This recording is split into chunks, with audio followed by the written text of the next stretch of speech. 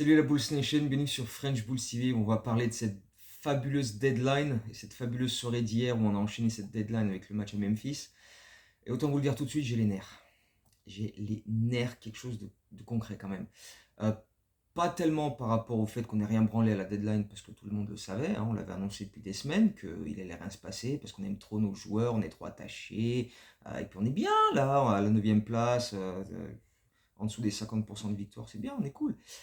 Non, non, moi ce qui m'a le plus gonflé, c'est les déclarations et l'attitude d'Arturas Karnisovas après la deadline, puisqu'il y avait une conférence de presse, où tout simplement, lui, comme les Bulls, nous prennent mais méchamment pour des cons.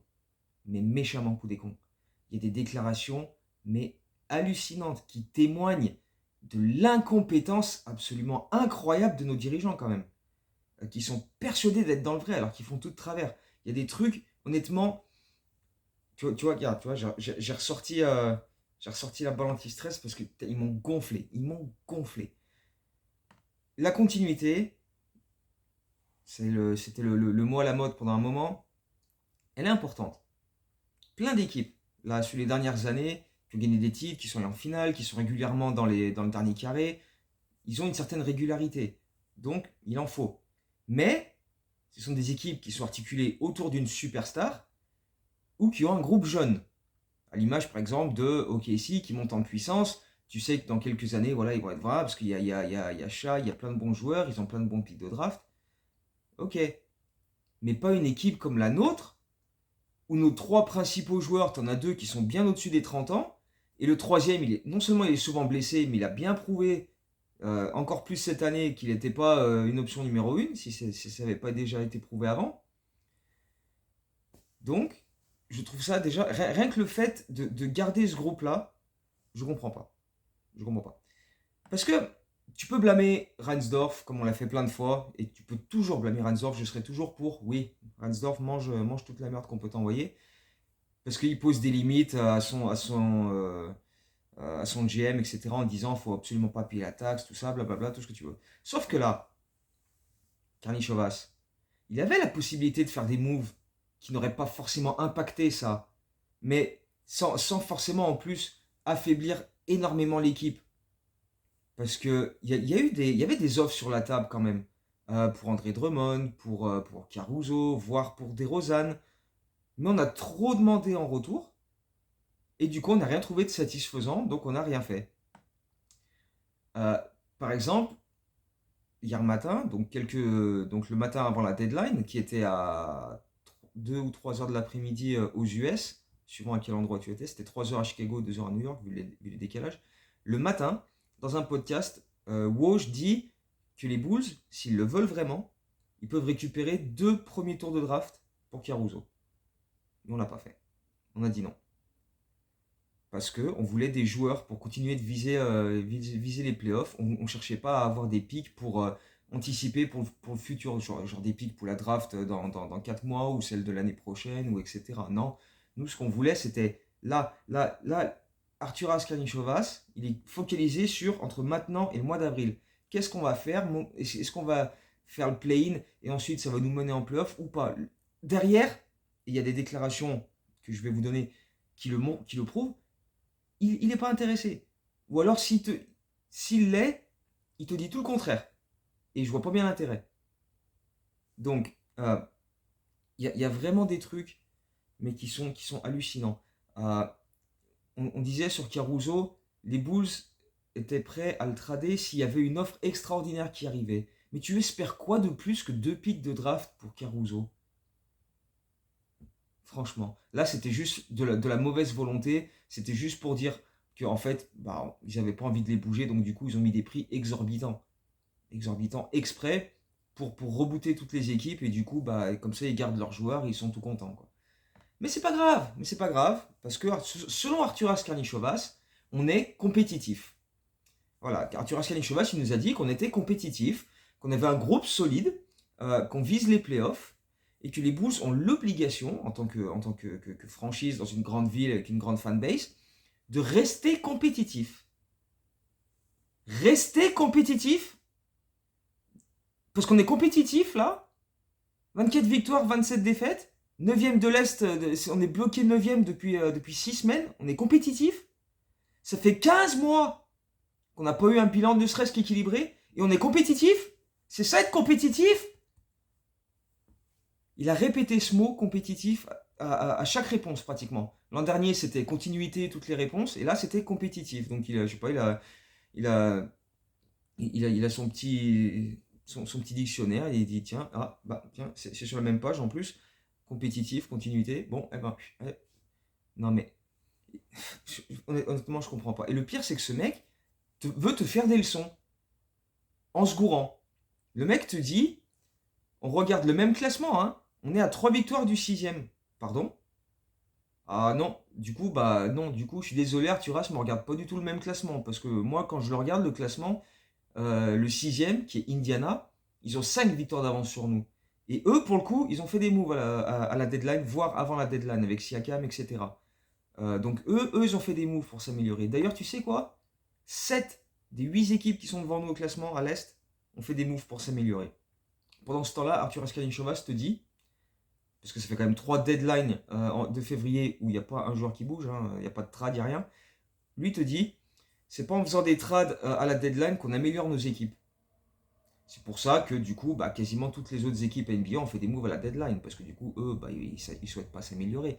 Mais alors du coup, comment tu vas les rattraper, ces équipes qui ont fait plein de moves pour s'améliorer pendant que toi, t'as pas bougé en fait? J'aimerais bien comprendre ce concept un peu. Parce que là honnêtement, il y a un truc qui bloque. De mon côté, il y a un truc qui bloque, honnêtement.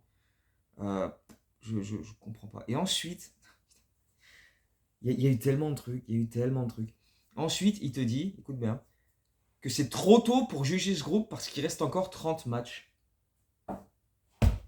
Ça fait 2 ans qu'on a la même équipe, qu'on n'avance pas, on n'a pas été en playoff l'an dernier, on a fini 10e, que cette année on est 9e, et on va certainement finir 9e parce que l'écart avec le 8e et l'écart avec le 10e, ça fait 6 semaines qu'il n'a pas bougé. Tu prends le classement il y a 6 semaines, tu le prends maintenant, tu as les mêmes écarts.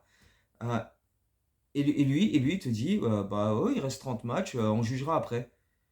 Mais dans quel délire on est? Moi, je suis sûr, Arthur Askarnichovas, il est persuadé qu'on est capable d'aller en play-in et de faire comme Miami l'an dernier, d'en sortir et après d'aller en finale NBA, quoi. Sauf que Miami, ils ont une culture. Ils savent, eux, ils ont des joueurs d'expérience, ils ont des joueurs qui savent passer la seconde dans les matchs importants, les matchs coup près, ils savent les gérer à l'expérience. Qui va faire ça chez nous? On n'a pas de tout ça. On n'a pas de Jimmy Butler, par exemple, qui a l'habitude des gros rendez-vous, qui a déjà été en finale, etc. On a, à part Caruso, qui a été champion NBA, mais c'est pas lui qui va prendre les choses en main. On n'a pas un leader capable de nous mener à ça, et encore plus quand Zach LaVine est blessé. On n'a pas. On n'a rien de tout ça. Avec qui on va faire ça? Ça fait plus d'un mois qu'on a une rotation qui tourne à 9 ou 10 joueurs, parce que tu as soit Zach et ou Torrey Craig et ou Patrick Williams blessés. À chaque fois qu'il y en a un qui sort de l'infirmerie, il y en a un autre qui y va.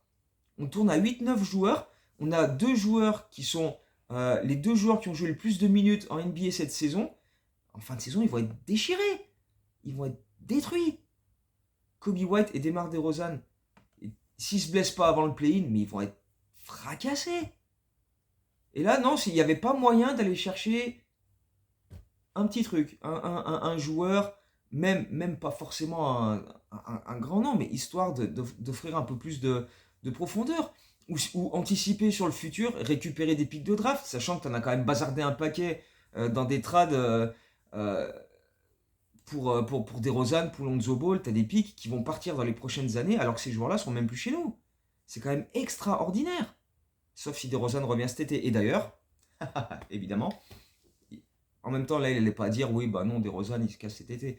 Il te dit, on espère le faire revenir, tout le monde adore DeRozan, blablabla, on veut qu'il reste à Chicago, parce qu'il est en fin de contrat à la fin de l'année.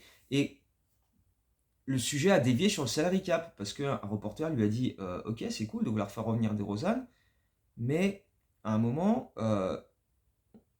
ça va mettre les Bulls dans la taxe, parce que si tu fais revenir DeRozan, plus faire revenir Patrick Williams sur un plus gros contrat, plus si tu veux faire revenir André Drummond, ça te met dans la taxe tout ça. Et qu'est-ce qu'il te dit, Arturas? Ouais, ça c'est des calculs et des questions qu'on se pose à la fin de la saison, pas maintenant. Mais dans quel monde ce mec vit en fait? Mais bien sûr que oui, c'est maintenant que tu te rends compte. Là c'était l'occasion idéale de trader DeRozan pour récupérer un pic de draft ou quelque chose et du coup assouplir la masse salariale. Parce que sinon, tu vas être bloqué cet été.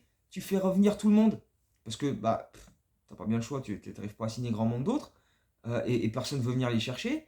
Euh, comment tu fais? Franchement, là, je bloque. J'arrive pas à comprendre la démarche, la manière de réfléchir et comment c'est géré, tout simplement. Bien évidemment que tu t'y prends avant le 1er juillet pour gérer les fins de contrat, les joueurs que tu veux faire revenir, etc. Le salary cap, c'est pas au début juillet que tu te penches dessus en disant, bon, qu'est-ce qu'on fait maintenant? Oh, c'est quand même extraordinaire d'entendre des trucs pareils de la part d'un mec qui est vice-président des opérations basket.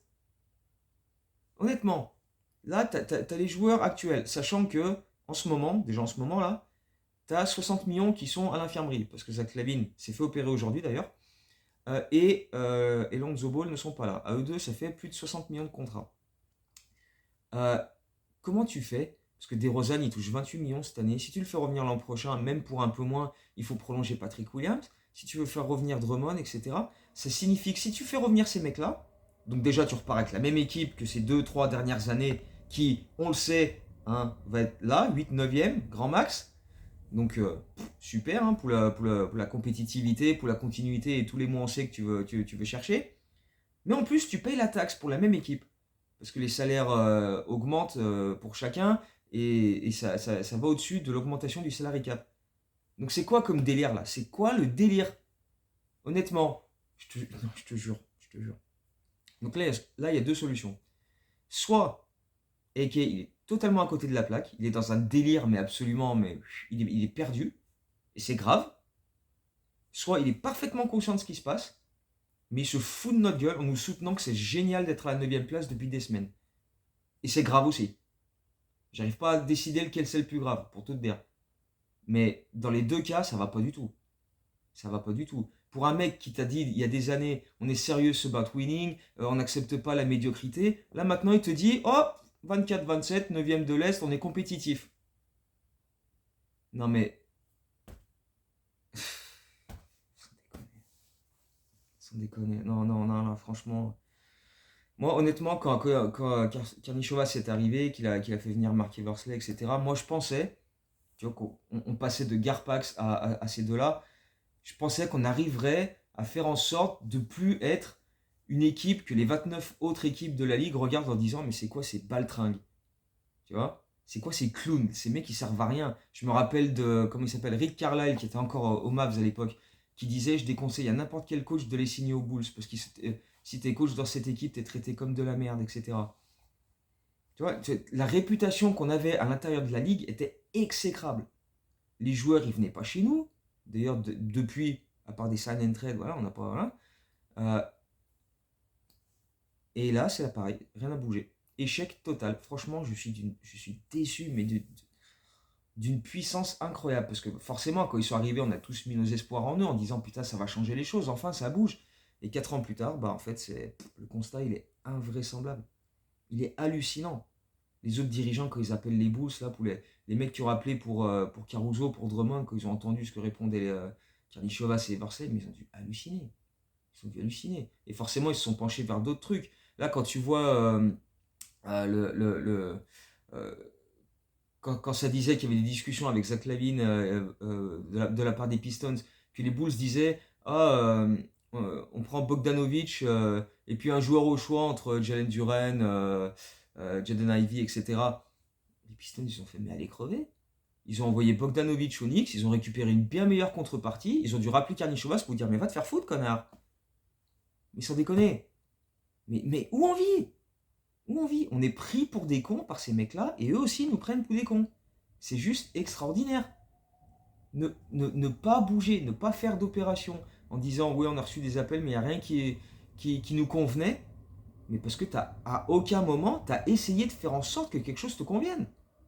Si tu veux vraiment pas vendre tes joueurs, voilà, tu fais exprès de dire bah on veut plus, c'est pas assez bien pour nous, etc. Et comme ça tu te les gardes quoi. Et c'est exactement ce qu'ils ont fait. Donc voilà. Du coup, maintenant, on a ce groupe là jusqu'à la fin de saison, comme on s'y attendait. Hein. Et bah, Arturas Karnišovas, selon lui, on va être compétitif, on va lutter pour aller en playoff, que ce soit en montant jusqu'à la 6e place, ce qui serait un miracle absolument absolu, sachant que toutes les équipes au-dessus de nous ont fait des moves pour s'améliorer, hein. Mais nous, en restant avec nos mêmes joueurs et avec un Zach Levine qui s'est fait opérer, avec Craig qui loupe un match par-ci par-là, avec Patrick Williams qui n'est pas là encore une semaine ou deux. Non, nous par contre, on va monter au classement, poum, comme ça. Ça fait depuis entre décembre, je crois, entre Noël et le jour de l'an, qu'on est 9e et qu'il y a le même écart entre le 8e et nous, et entre nous et le 10e derrière. Mais là, par contre, maintenant, là, ça va grimper. Ah bah ouais, là, par contre, maintenant, on va monter en flèche, on va tous les dépasser au finish, et puis. Ah ouais, non, non, mais franchement, j'y arrive pas, j'y arrive pas. Bref, Memphis. On va arrêter de parler de ces cons parce qu'honnêtement, ça me gonfle. Parlons de Memphis. Honnêtement, je sais pas si le match a été franchement plus plaisant. Enfin, si, je le sais, il n'a pas du tout été plaisant ce match-là. Des Memphis Grizzlies toujours aussi décimés par rapport à la fois où on leur avait collé une trentaine de points il y a 2 semaines ou 3 semaines. Toujours pas de Ja Morant, de Derrick Rose, de Marcus Smart, de Desmond Bane, de Brandon Clark, de Kennard. Et pourtant, on a été bousculé quasiment tout le match. La grande majorité du match, les 3 premiers quarts-temps, on s'est fait défoncer. Les mecs en voulaient plus que nous en face. Il y avait Jaren Jackson qui était revenu, et lui par contre, voilà, excellent joueur, il nous a fait du mal. J.J. Jackson, lui aussi, nous a fait très très mal. Il a signé son record en carrière avec 27 points. Scottie Pippen Jr., qui était dans le 5 de départ, qui nous a fait très très mal. Et les Grizzlies ont été excellents, notamment défensivement, full court press, close-out, contest, main active, euh, présence au rebond, gros taf défensif des Grizzlies pendant une bonne partie du match, pendant que nous, bah, justement, c'est heurté à cette défense. On a été insipide pendant toute la première mi-temps. On n'était pas là en défense, on laissait des tirs ouverts. Les mecs, ils nous mettaient des rebonds offensifs sur la tronche, on bougeait pas, on faisait pas de box-out. On était battus dans tous les hustle plays, on perdait des ballons, mais connement. On avait 10 pertes de balles à la mi-temps sur un marché de Phillips, sur une shot clock violation, sur des passages en force, sur des passes en tribune, des trucs, mais d'une horreur incroyable. On est mené à la fin du premier quart-temps, on est mené à la pause, on est mené à la fin du troisième quart, où sur les dernières minutes, ça commençait à aller un peu mieux. Euh, mais il faut quand même se dire qu'on jouait face à une équipe qui est remplie à moitié de joueurs en tout et contract, des mecs qui ont été signés parce qu'il y avait une épidémie de blessés. C'était presque une équipe de Summer League, quoi. Et les mecs nous ont bousculés. On les a laissés prendre confiance, on s'est dit, ouais, ça va aller, on a démarré tranquille. Et du coup, ils nous ont cassé les couilles jusqu'au bout. Il a fallu attendre le quatrième quart pour sortir un peu les dos du cul et enfin défendre un petit peu, notamment grâce à l'association qui avait cartonné contre Minnesota, à savoir Drummond Vucevic, qui était titulaire contre Minnesota, qui n'était pas sur ce match-là, mais qui a joué une bonne partie de la deuxième mi-temps, et il faut le dire, ça a été bien mieux en défense. J'avais dit dans la dernière vidéo en parlant du match du Minnesota, Vooch, peut-être un de ses meilleurs matchs défensifs depuis qu'il est aux Bulls. Celui-ci était pas mal non plus. Là, honnêtement, je ne sais pas si c'est Drummond à côté qui permet je sais pas, d'équilibrer je ne sais quoi. Mais toujours est-il qu'on a vu des meilleures choses défensivement de la part des deux, hein. Ils ont fait vraiment des très bonnes choses dans la fin de match pour faire les stops défensifs qu'il fallait. Il y a eu des super contests, il y a eu des contres. Il y a eu vraiment de bonnes choses de leur part. Et même en attaque, Drummond, il a mis plein de bons paniers. Il a commencé à 8 sur 8 au shoot avec des claquettes, des lay-ups. Voilà, rien de bien faramineux, hein. C'était tout à 1 mètre du cercle. Mais voilà, c'est comme ça que Drummond joue, c'est son taf. Il le fait à merveille, quoi. Il y a eu des dunks, etc. Il a provoqué des N1, il a même mis un ou deux lancers. Euh, Au final, Vucevic et Drummond, ils ont cumulé 41 points à 17 sur 30 au shoot, ce qui est monumental. Plus 23 rebonds et 3 contres. Ils ont été extraordinaires. Vucevic, je crois qu'il a plus 19 en plus minus sur ce match-là. C'est fabuleux. C'est fabuleux. Voilà, dans la lignée du match contre Minnesota de mardi. Donc ils ont été très bons tous les deux. Kobe a été excellent aussi pour sortir des gros paniers en fin de match, notamment un lay-up mais hallucinant où il change de main en plein air, en déséquilibre et tout. Il a été encore une fois excellent. Caruso qui a fait quelques gros 1-1. DeRozan qui a mis 30 points avec une bonne adresse aussi. Il avait commencé à 4 sur 4 au shoot avec des mid-range. C'est un peu lui et Drummond qui mettaient les points, notamment en première mi-temps, un peu comme le match contre Minnesota en fait. Euh, et puis après, sur la fin de match, Jaren Jackson Jr. sort pour 6 fautes, on obtient pas mal de lancers francs et au final on s'impose 118-110. Mais c'était laborieux. C'était extrêmement laborieux quand tu te dis qu'en face il manquait la moitié, la moitié du roster habituel quoi. Euh, C'était franchement, je pense pas. Même Arturas Karnichovas, je suis pas sûr qu'il qualifierait ça de victoire compétitive. Encore que, tu sais pas, hein, apparemment 25-27 maintenant comme bilan, c'est bien, c'est compétitif, c'est extraordinaire, c'est fabuleux, tout va bien, il n'y a aucun problème. Donc, bah voilà, il n'y a aucun problème. Du coup, maintenant, on va à Orlando, et ça tombe bien, parce qu'Orlando, ils sont juste devant nous au classement. Eux, pour le coup, ils ont 3 victoires d'avance sur nous. Tu vois, on a 3 victoires de retard sur la 8e place, pas la 6e, Arturas. Hein. Non, non, il va falloir changer de lunettes. Peut-être tu verras un peu mieux ce qui se passe sur le parquet aussi, parce que là, pour nous faire avaler qu'on est compétitif, qu'on a un super groupe, qu'on est extraordinaire et que tout va bien, ouais, va falloir t'accrocher, mon coco. Mais enfin bref, donc là, on va à Orlando, qui eux viennent d'en coller 127 aux Spurs. Donc équipe en forme, Orlando, et voilà, comme je dis, ça fait 5-6 semaines qu'ils sont 8e avec 3 victoires d'avance sur nous, 3 ou 4 selon les... Voilà. Donc je ne sais pas pourquoi ça bougerait maintenant, mais bon, il reste 30 matchs, donc si Arturas Karnišovas est confiant, on va essayer de l'être aussi, mais c'est quand même compliqué. Honnêtement, cette franchise me sort par le trou de balle, c'est quelque chose d'hallucinant. C'est hallucinant, mais bon, c'est comme ça. Qu'est-ce que tu veux y faire? Bref, Orlando, donc, samedi soir. Atlanta, ensuite lundi et mercredi, on va à Cleveland, donc on termine en road trip. Et ensuite, ce sera la coupure All-Star, donc voilà. On va voir où on en sera à ce moment-là. Si on bat Orlando, si on bat Atlanta, on est en bilan équilibré à 27-27. Là, Arturas Karnišovas, il doit planer là.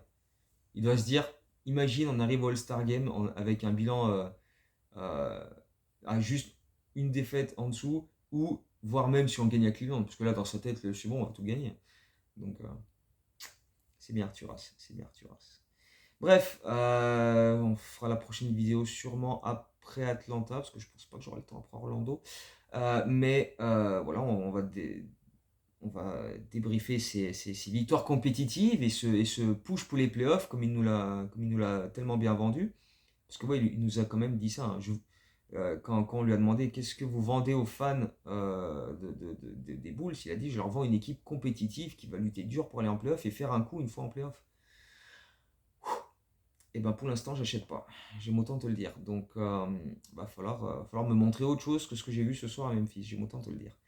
Bref, d'ici la prochaine vidéo, comme d'hab, hein, portez-vous bien et dites-moi ce que vous avez pensé de la deadline, des déclarations extraordinaires de Karnišovas. Et si vous avez confiance dans le fait qu'on soit extrêmement compétitif. Voilà, dites-moi tout ça. Et on se retrouve très très bientôt. D'ici là, portez-vous bien. Ciao, go Bulls.